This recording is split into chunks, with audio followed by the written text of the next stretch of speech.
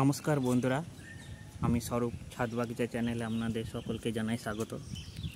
আমাদের আগের ভিডিও দেখে থাকবেন, এক মাস আগে আমরা পুঁই শাক তুলেছিলাম। এই দেখুন, আবার দেখুন পুঁই শাকের কেমন গ্রোথ হয়েছে।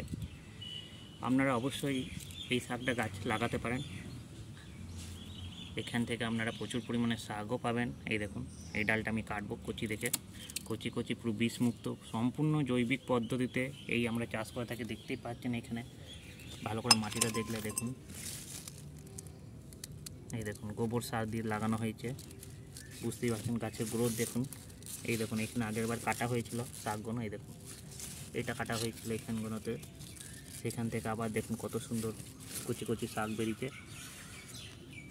তা আপনারা যদি এরকম একটা গাছ লাগিয়ে থাকেন, এর জন্য আপনাদেরকে কোনো আলাদা মাটির প্রয়োজন হবে না, আলাদা কোনো টবের প্রয়োজন হবে না। এই দেখুন আমার একটা এখানে সবেদা গাছ আছে, আর এই দেখেন একটা জামরুল গাছ। এই দুটোর মধ্যে আমি বীজ ছড়িয়ে দিয়েছিলাম। বীজ আমাকে কিনতে হয়নি, একবার লাগিয়েছিলাম সেই বীজ। শীতকালে পুঁই মুচুরি হয়, ওই পুঁই মুচুরি পাকা যে বীজগুলোকে আমি সংগ্রহ করে রেখে দিয়েছিলাম এবং তারপরে মাটিতে ছড়িয়ে দিয়েছিলাম। সেখান থেকে আমার অনেক চারা বেরিয়েছিল এবং কোনো কিছু যত্নই করিনি, কোনো কীটনাশক দিইনি, জাস্ট মাটিতে ছড়িয়ে দিয়েছি, এমনি হয়ে গেছে গাছগুলো।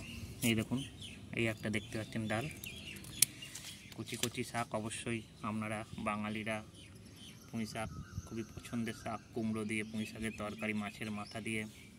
এই ওয়েদারে, আজকে ওয়েদারটা দেখতে পাচ্ছেন একটু মেঘলা মেঘলা ওয়েদার, বৃষ্টি হয়ে গেল কিছুক্ষণ আগে। এই দেখুন আমার গাছগুলো ওইদিকে রাখা আছে।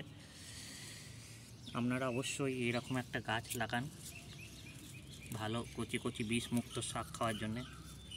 এটা আমার দ্বিতীয় ভিডিও পুঁই শাকের। এই দেখুন পুরো একদম দেখতেই পাচ্ছেন। একটু কদিন আগে বৃষ্টির জল হয়েছিল বলে পাতাগুলো কেমন একটু, তবে এটা হবে না যদি আপনারা মাঝে মধ্যে একটু নিম অয়েল যদি স্প্রে করেন। আমি কোনো স্প্রে করিনি, কেন এই শাকের পাতা তো বেশি খাওয়া হয় না, ওই ডাটায়। দেখুন পুরো একদম সম্পূর্ণ কচি, দেখে বুঝতে পারছেন। এই দেখুন কচি কচি শাক একদম।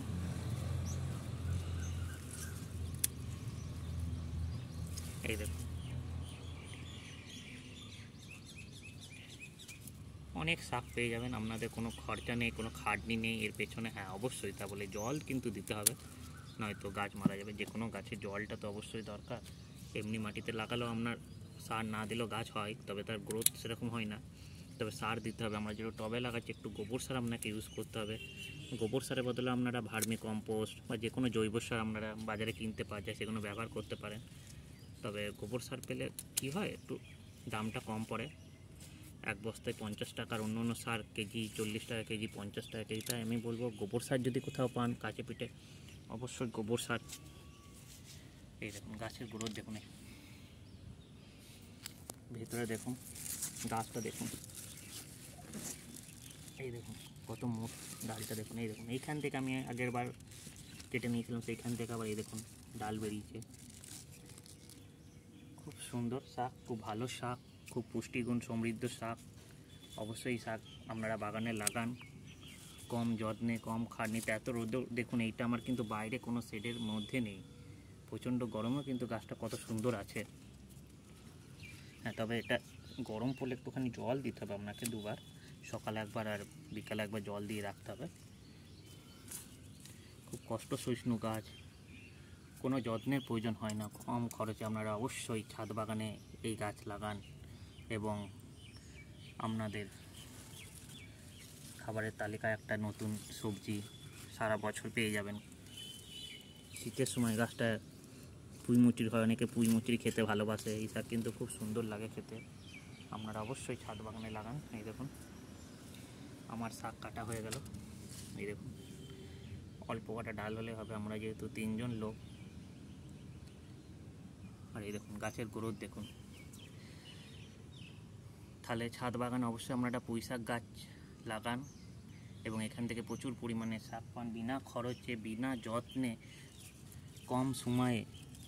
ভালো শাক পেতে হলে অবশ্যই পুঁই শাক লাগান, কোনো এর খাটনি, খালি বীজ ছড়িয়ে দেন। কোথাও থেকে বীজ বা বাজারে কিনতেও পাওয়া যায়, আপনারা যে কোনো নার্সারি ফার্সারিতে বীজ কিনে নিয়ে এসে অবশ্যই লাগাতে পারেন, কোনো অসুবিধা নেই। সুন্দরভাবে গাছ হবে। এই দেখুন ডালগুলো দেখুন, কত কচি কচি ডাল দেখুন।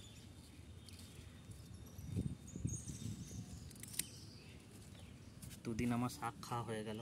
আপনি চাইলে পাড়া প্রতিবেশী বন্ধু বান্ধবকেও শাক দিতে পারবেন, কেন একটা গাছ লাগালে এত শাক হয় যে আপনারা নিজেও খাবেন, অন্যজনকেও দেবেন, তাতে আপনার আরও ভালো হবে, মনও ভালো থাকবে, খেয়েও নাম করবে। দেখুন কোনো রাসায়নিক, বাজারে যেগুলো পাওয়া যায় রাসায়নিক দিয়ে প্রয়োগ করে মোটা মোটা ডাল, মোটা মোটা পাতা, কিন্তু এতে কোনো রাসায়নিক জিনিস নেই। এর শাকের মিষ্টি স্বাদই আলাদা রকম। এই যে আজকে আমার তোলা হয়ে গেছে, কুমড়ো দিয়ে মাছের মাথা দিয়ে রান্না হবে। অবশ্যই ভিডিওটি ভালো লাগলে লাইক করবেন, চ্যানেলটিকে অবশ্যই সাবস্ক্রাইব করুন। আপনাদের অতি সহজে যেসব গাছ আমরা লাগাই বা খুব কম যত্নে যেগুলো করা যায় ঘরের কিচেন ওয়েস্ট দিয়ে, সেই সবই জিনিস আমরা প্রয়োগ করি, কারণ আমরা কাজে খুব ব্যস্ত থাকি। আমি এবং আমার মিসেস দুজনে ভিডিও করে থাকি। ভালো লাগলে অবশ্যই লাইক, শেয়ার এবং সাবস্ক্রাইব করবেন চ্যানেলটিকে। নমস্কার, এখানেই শেষ করছি, ধন্যবাদ।